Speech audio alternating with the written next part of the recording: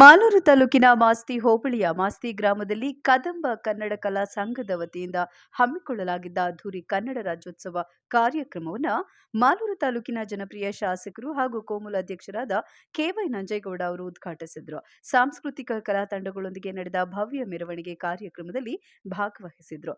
ಇನ್ನು ಈ ಸಂದರ್ಭದಲ್ಲಿ ಮಾಸ್ತಿ, ಬೇರಿಕೇರ್, ಸರ್ಜಾಪುರ ಮಾರ್ಗವಾಗಿ ಬೆಂಗಳೂರು ಹಾಗೂ ಮಾಲೂರು ಶಿವಾರಪಟ್ಟಣ ಮಾರ್ಗವಾಗಿ ಮಿಂಡಹಳ್ಳಿ ಗ್ರಾಮಕ್ಕೆ ನೂತನ ಬಸ್ ಸೇವೆಗಳಿಗೆ ಹಸಿರು ನಿಶಾನೆ ತೋರಿಸಿ ಚಾಲನೆ ನೀಡಿದರು. ಗ್ರಾಮೀಣ ಪ್ರದೇಶಗಳ ಜನರಿಗೆ ಅಗತ್ಯ ಸಾರಿಗೆ ಸೌಲಭ್ಯ ಒದಗಿಸುವಲ್ಲಿ ಸರ್ಕಾರದ ಬದ್ಧತೆಯನ್ನು ಸ್ಪಷ್ಟಪಡಿಸಿದರು. ಇನ್ನು ಈ ಸಂದರ್ಭದಲ್ಲಿ ಮಾತನಾಡಿದ ಅವರು, ಕನ್ನಡ ನಾಡು ನುಡಿ ಸಂಸ್ಕೃತಿ ಹಾಗೂ ಜನಸಾಮಾನ್ಯರ ಸಾರಿಗೆ ಸೌಲಭ್ಯಗಳ ಅಭಿವೃದ್ಧಿಗೆ ಸದಾ ಬದ್ಧರಾಗಿರುತ್ತೇನೆ ಅಂತ ತಿಳಿಸಿದರು. ಈ ಸಮಯದಲ್ಲಿ ಜನಪ್ರತಿನಿಧಿಗಳು, ಮುಖಂಡರು, ಅಧಿಕಾರಿಗಳು ಹಾಗೂ ಕಾರ್ಯಕರ್ತರು ಮತ್ತು ಶಾಲಾ ಮಕ್ಕಳು, ಸಾರ್ವಜನಿಕರು ಜೊತೆಗಿದ್ದರು.